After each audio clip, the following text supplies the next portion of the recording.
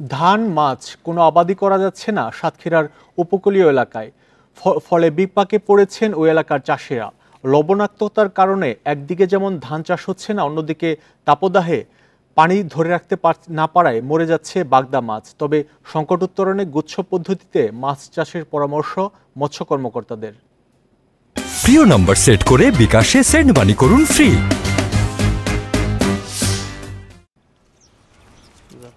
সাদা সোনা হিসেবে পরিচিত বাগদা চিংড়ি সাতক্ষীরার প্রধান অর্থকরী পণ্য। জেলার প্রায় ৬৭,০০০ হেক্টর জমিতে বাগদা চাষ হয়। তবে প্রায় প্রতি বছর কখনো জলোচ্ছ্বাস, কখনো তাপদাহে কোটি কোটি টাকার মাছ নষ্ট হয়। জেলার আরেক অর্থকরী ফসল ধান চাষ হয় প্রায় ৯০,০০০ হেক্টর জমিতে। তবে লবণাক্ততা ও জলাবদ্ধতায় পাওয়া যায় না আশানুরূপ ফসল। ধান মাছ কোনোটিরই আবাদে সফল না হয় আর্থিক সংকট প্রকট হচ্ছে উপকূলীয় এলাকার চাষিদের। গরমের সময় এখন পানি খারাপ হয়ে যায়, মাছ মারা যায়, এই সমস্ত কারণে অসুবিধা আছে। ব্লকে যে ধানগুলো করি তাতে পানির সমস্যা, নোনা পানি সাইড দিয়ে চাপে, এদিকে ভাঙনের দুর্ভোগ। আমাদের ঘেরে যে পানি রয়েছে ওই পানিতে মাছ হচ্ছে না, মাছ সব মরে যাচ্ছে।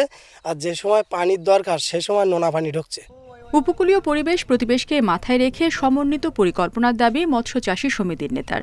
চাষিদেরকে নিয়ে একটু সেমিনার সিম্পোজিয়াম করা এবং তাদেরকে উৎসাহমূলক অথবা তাদেরকে নিয়ে পরবর্তী পরিকল্পনার উপরে কোনো একটু বসার দরকার, মত বিনিময়ের দরকার, যার থেকে আমরা এই যে ক্ষতির উপর ক্ষতি হচ্ছে এই ক্ষতি থেকে আমরা বেরিয়ে আসতে পারি। মাছের উৎপাদন বৃদ্ধিতে গুচ্ছ পদ্ধতিতে চাষের পরামর্শ মৎস্য কর্মকর্তাদের।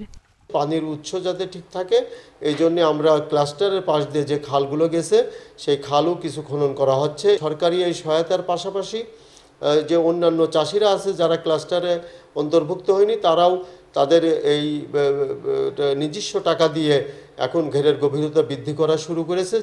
জেলায় ১,৫০,০০০ মেট্রিক টন মাছ উৎপাদন হয়, যার মধ্যে বাগদা উৎপাদন হয় ৩০,০০০ মেট্রিক টন। Independent news.